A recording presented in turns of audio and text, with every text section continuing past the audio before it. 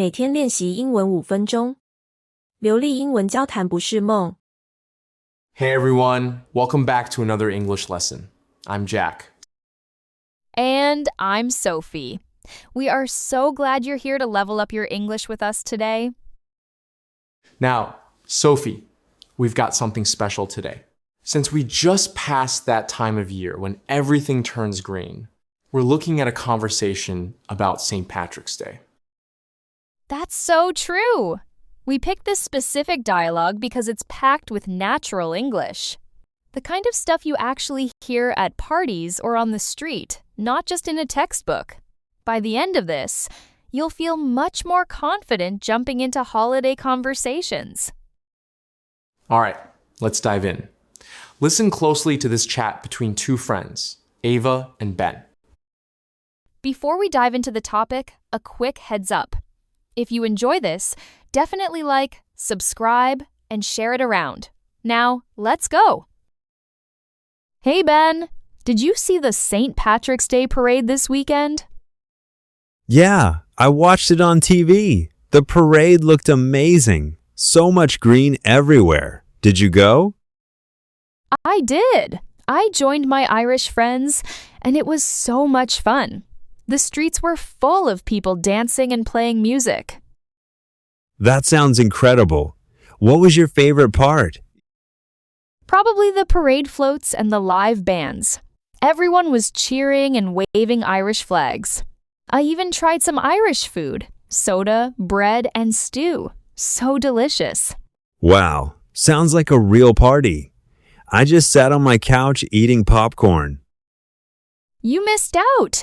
My friends taught me to say slaint when we made a toast. It means cheers in Irish. Nice. I'm definitely going next year. I want to wear something green and join the fun. You should. People were wearing green hats, funny glasses, even shamrock necklaces.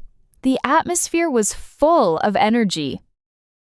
I can imagine. It must feel great being part of it instead of just watching. Totally. You'll love it. I'll start looking for my green outfit now. Such a vibe, right? Let's break down some of that vocabulary so you can use it too. First up, Ava mentioned parade floats. Sophie, what are those exactly? Great question. A float is a decorated platform or vehicle used in a parade. Think of those giant, colorful displays on wheels. You could say, the floral float in the Rose Parade was breathtaking. Nice. And Ava also said she missed out. This is a super common phrasal verb. To miss out means to lose the chance to experience something good. I use that one all the time. For example, if you don't come to the cafe with us, you're going to miss out on the best donuts in town. Oh, I never miss out on donuts. Now, what about that Irish word, slaint? It's pronounced sláinte. Ava explains it perfectly. It means cheers. You use it when you're making a toast, which is when you raise your glass and say something nice before drinking. And finally, she mentioned shamrock necklaces. A shamrock is that little 3-leaf clover that symbolizes Ireland. You'll see them everywhere on March 17th. So Sophie, we know the parade was full of energy, but let's give our learners some brain food. Why do we actually wear green and celebrate a guy named Patrick? Great point, Jack. To really speak English fluently, you have to understand the culture behind the holidays. First off, fun fact, St. Patrick wasn't actually Irish. Wait, what? Plot twist. Right? He was born in Roman Britain around the late 4th century. When he was 16, he was kidnapped by Irish raiders and taken to Ireland as a slave. He spent 6 years there as a shepherd before escaping back to his family. Talk about a rough start. So how did he become the patron saint of Ireland? Well, he had a vision telling him to go back to Ireland to spread Christianity.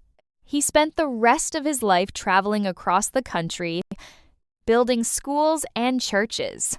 He's the one who supposedly used the shamrock to explain the Holy Trinity. That's why you see that little 3-leaf clover everywhere today. That's a cool bit of symbolism. Now, what about the snake story? I always hear he drove the snakes out of Ireland. That's the legend.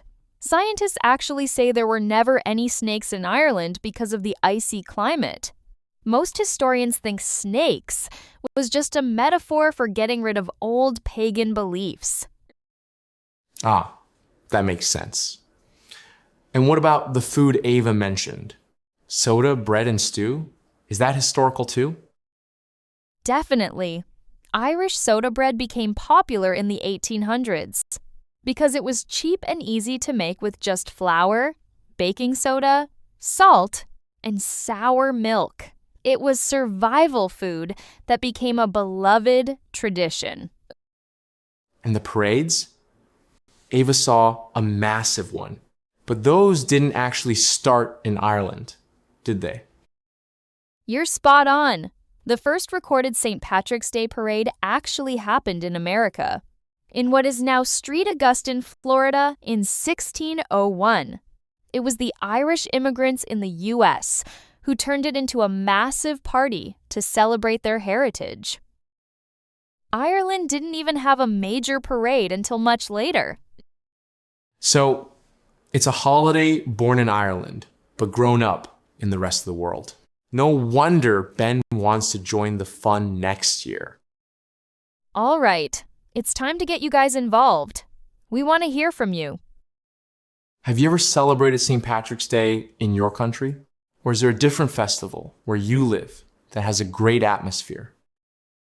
Leave a comment below using one of our new phrases, like miss out or full of energy. We read all of them. Keep practicing, stay confident, and we'll see you in the next video.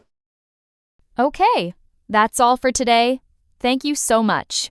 See you next time.